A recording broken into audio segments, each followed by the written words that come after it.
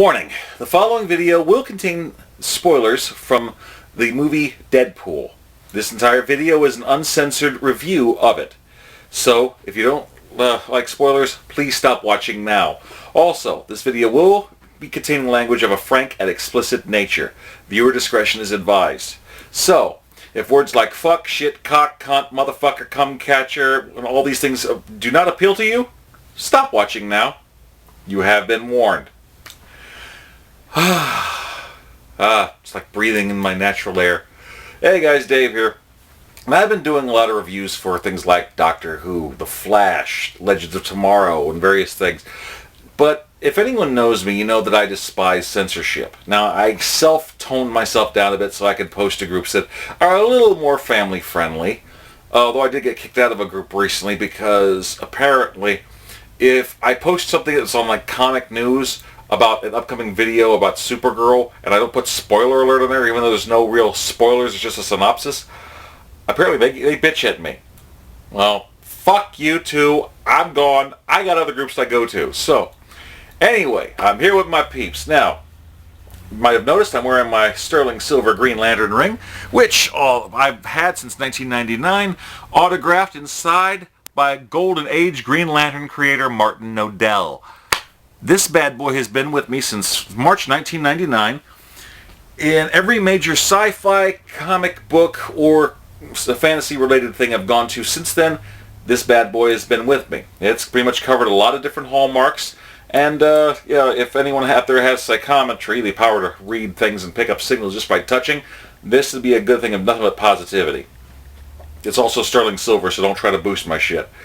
Regardless, I thought it was appropriate to wear to Deadpool. I've been hearing a lot of good things about it. I unfortunately didn't get to see it on opening day of opening weekend due to work and busy schedule conflicts, but I finally managed to get to do so today, and it was enjoyable. I mean, given the fact that late 80s, early 90s was what some people in the comic book area calls the Dark Ages, where things got more grim, gritty, realistic as far as for various real world crime and ultra violence cranked up to the max.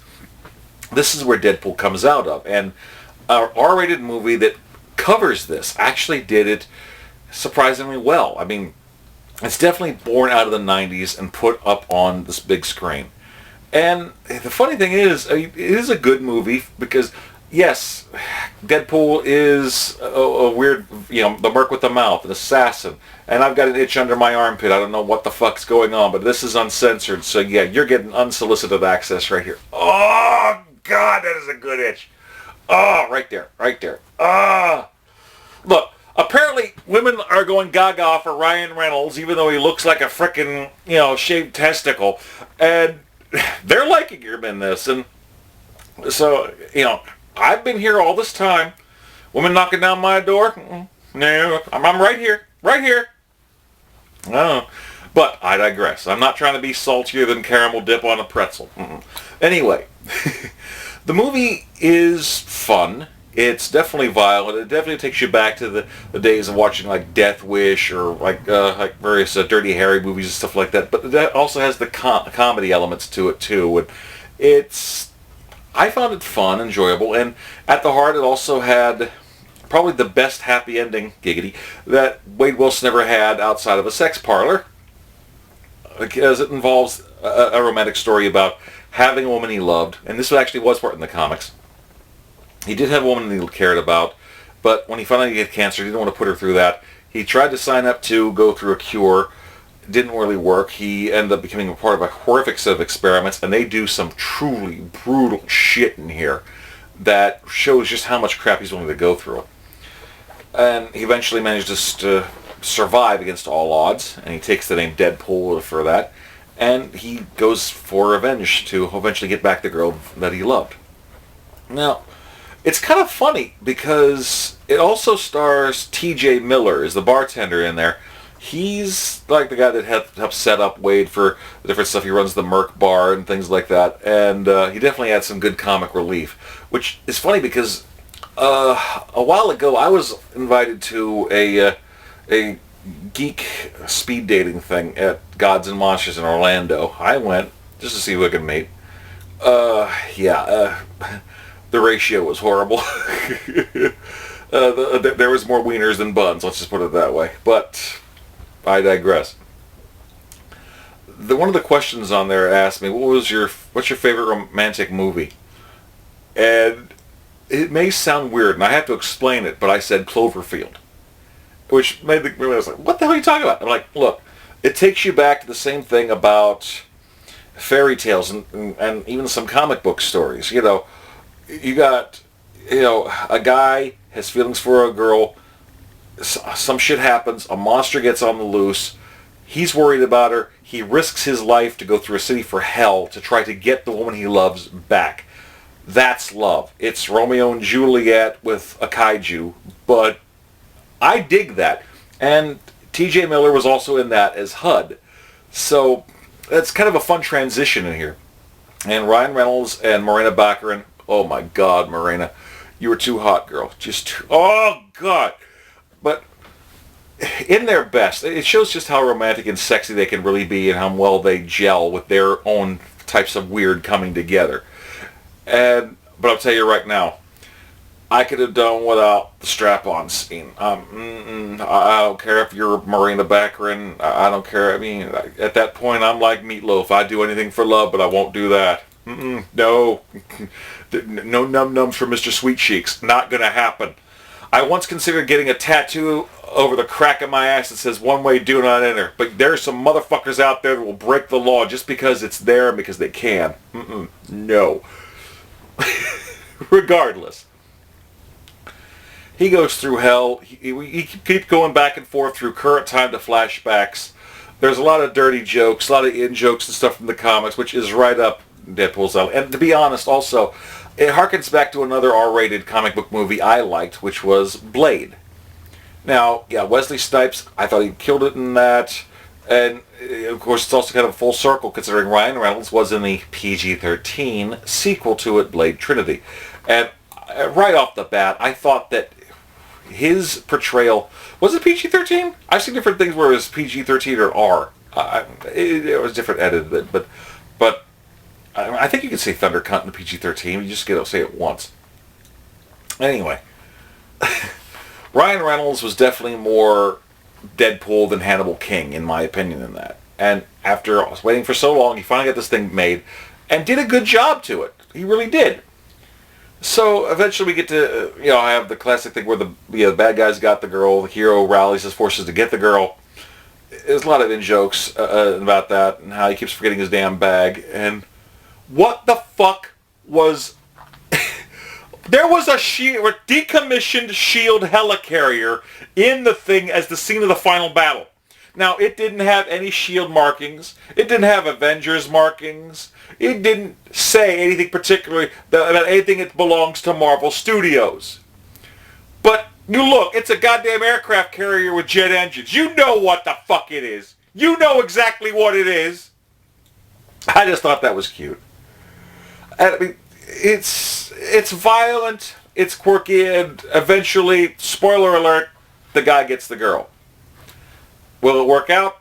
Don't know, but that's the cool part. It's violent, it's funny, it makes you laugh, it hits you in the heartstrings a little bit, it's a lot of action in there for your adrenaline, and it even shows that no matter how fugly you might be, there's someone out there for everyone, and if you work hard enough, you can get the girl too.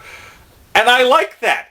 I actually freaking dig this. When it comes to this kind of thing, Cloverfield is still my screwed up kind of like romantic movie for goals.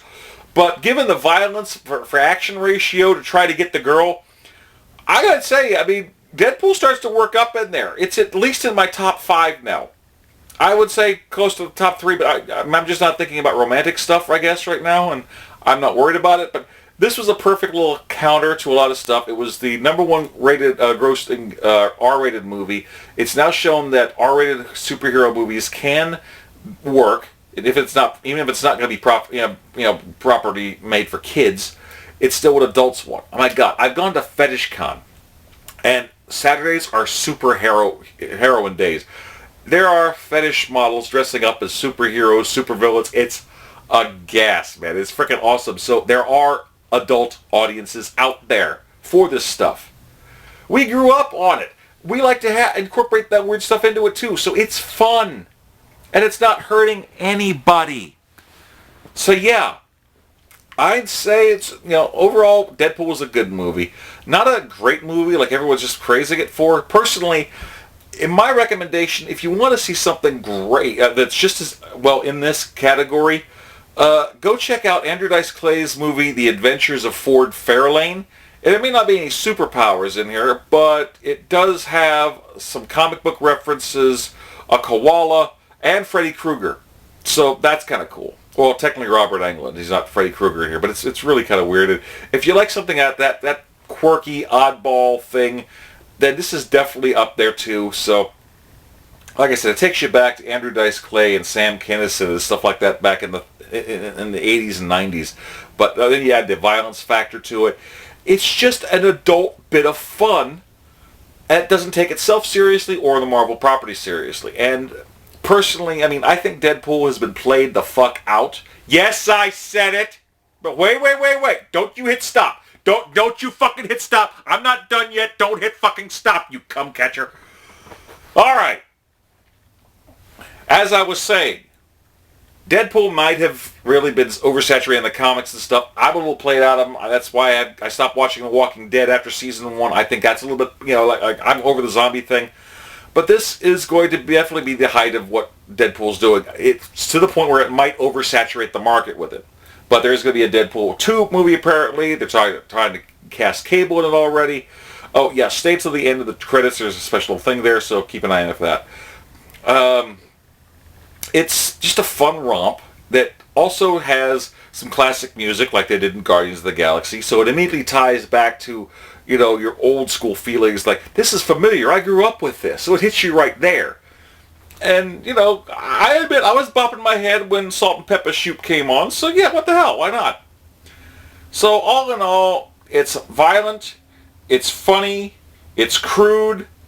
I liked it, I didn't love it, but I liked it. I enjoyed it. And I'm looking forward to more stuff like that when we eventually get Suicide Squad later this year, because I know Harley's going to be doing that stuff on the regular.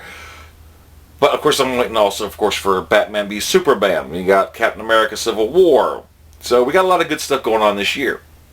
Deadpool was enjoyable in my opinion. It's crass, rude, crude, and wouldn't have it any other way, and there's an audience for it. I liked it like that. So, all in all, good, and you just know. There's a bunch of fucking footage on that thing that was not able to make the cut on the video, but is going to be on the DVD and Blu-ray extras, so that's going to be awesome, I think. So all in all, yes. Was it a great movie? No. Was it a good movie? Yes. Did I enjoy it? Hell yes. I know some people want to go see it again.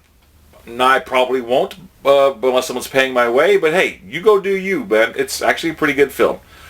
So, what do you guys think about the Deadpool movie? I told you, not safe for work. This is usually my fucking element. I don't like censorship. I like to be able to cut loose on this shit, but I've had to censor myself. So what do you guys think?